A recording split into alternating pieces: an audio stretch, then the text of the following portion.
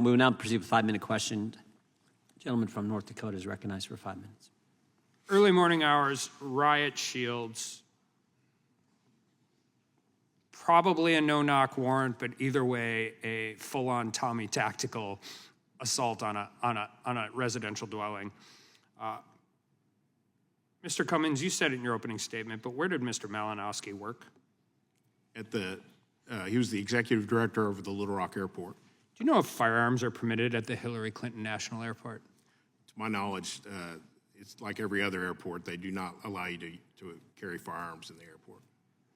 To your knowledge, had Mr. Melanowski ever been accused of bringing firearms to work? Not to my knowledge. I'm not aware of him being accused of any misconduct at his job.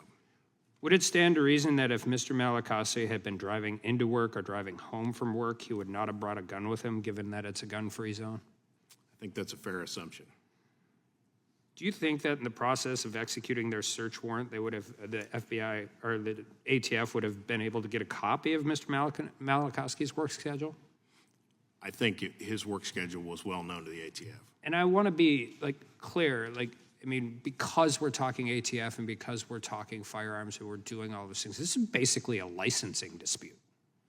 Yes, sir, and it's a alleged violation that the definition is subjective, and it's been actually litigated quite a bit here recently, and it's become apparent that it's almost every person in this room could read it and come up with a different interpretation.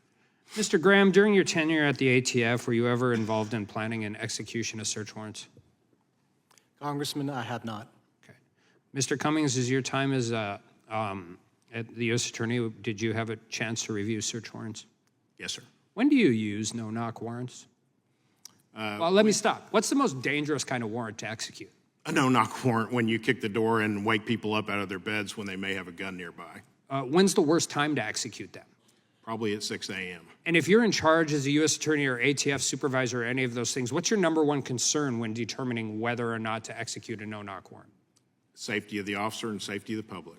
Was there anything, you talked earlier about tracking devices, and can you go through a little bit of this, of what they were doing prior to the night the warrant was issued? They had followed Mr. Malinowski around town and surveilled him on numerous occasions. They ran agents in to do undercover buys at gun shows. They'd taken pictures of him at the gun show.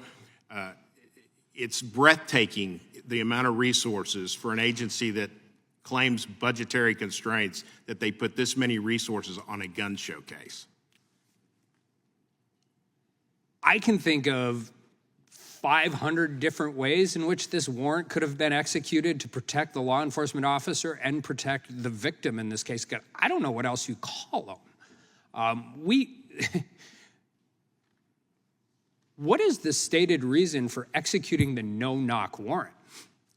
I think in case law, you would look for exigent circumstances. They might be risk of escape, they might be destruction of evidence, they might be danger to some other party that's in the house. Of all the exigent circumstances I'm aware of that have ever been discussed in any case, none of them existed here, and that was well known. Likelihood of the evidence being, you can flush drugs. Yeah, all of the difference, utilized a lot in drug cases. They know somebody had delivered at midnight. They know it's getting farmed out the next day. So with all of this information and all of the things you know about the case, have they stated any exigent circumstance for utilizing the no-knock or utilizing this type of enforcement of the warrant? To my knowledge, DOJ has released the affidavit that supported the search warrant and has called me and Senator Tom Cotton to tell us that there was no body cameras used that day, and that's the only statement they've made about this case.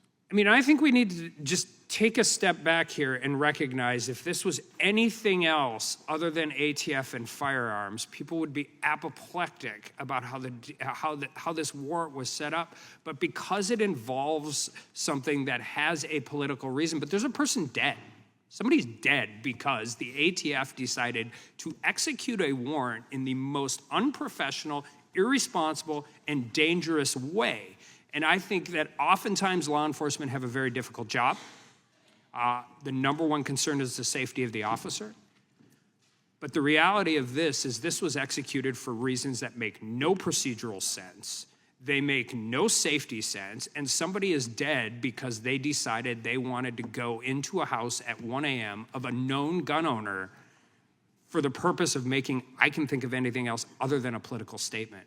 Thank you for representing the family. Thank you for being here today. The ATF has a history of doing these things with warrants, and it has to stop. And with that, I yield back. Mr. Chairman, I have a unanimous consent motion.